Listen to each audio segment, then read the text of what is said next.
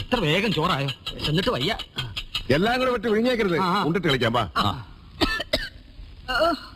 നീ എന്തിനാടി മണി അടിച്ചത്? ഇത് മരണമണിയാ. എനിക്ക് വയ്യ ഇങ്ങനെ അടുപ്പിൽ ഊതി ഊതി പ്രാണം കളയാൻ.